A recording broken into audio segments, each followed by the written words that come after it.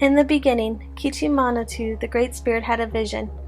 He made the earth, the rocks, water, fire, and wind.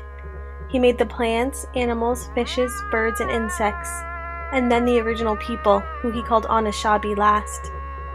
Each possessed its own unique spirit and nature. There is a place and purpose for each life. It is said that the original people were given the power to dream. Men were given powers from spirit helpers, while women received the powerful gift to give life. Kichimanatu then made the great laws in nature so that all living things could live in harmony and balance.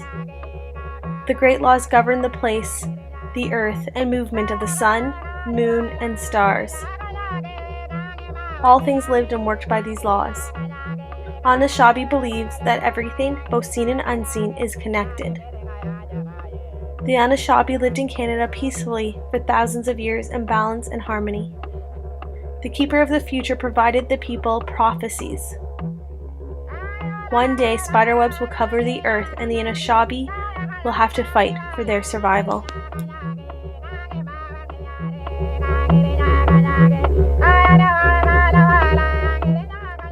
When French and English explorers discovered Canada for the first time, it marked the beginning of a long period of colonization and competition. When contact occurred, the Anishinaabes' lives changed forever. Settlers claimed the keepers of the land were savages and incapable of properly looking after themselves and their communities. Legislation was designed to identify and control the Aboriginal population as well as their traditional practices. It's these practices that serve spiritual, social, personal, and economic tasks that were essential to the cultural survival of the Aboriginal communities. The goal of such legislation was to control and eventually assimilate the Indians into the social and economic mainstream.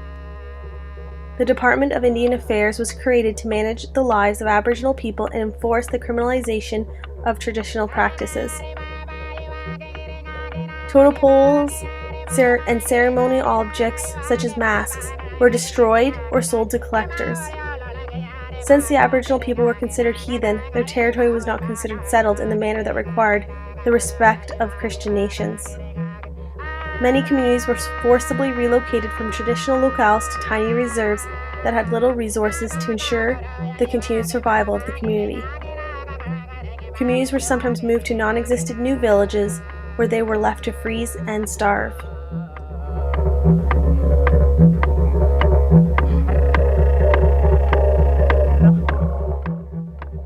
Officially designed to protect and transform the students, Indian residential schools were set up by the federal government with the intent of civilizing and converting Aboriginals to Christianity, as well as preparing them for employment as a cheap source of labor.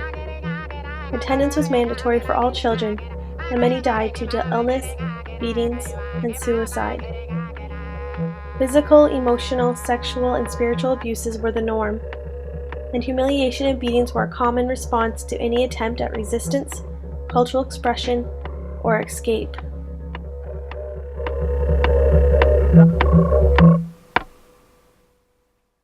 Today, a social welfare industry made up of therapeutic foster homes, treatment facilities, and consulting mental health and social service professionals have shifted the label from savage and heathen to sick, native, and community.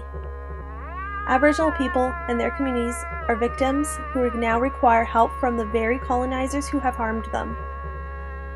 Today, Aboriginal people constitute one of the fastest growing groups in Canada. First Nations reserves in Canada are met with high rates of infant mortality, substandard housing, and few social services, as well as low life expectancy. Entire Aboriginal communities are being rocked by increasing suicidal rates and are at risk of being wiped out completely from HIV and AIDS. The Anishinaabe people are fighting for their survival.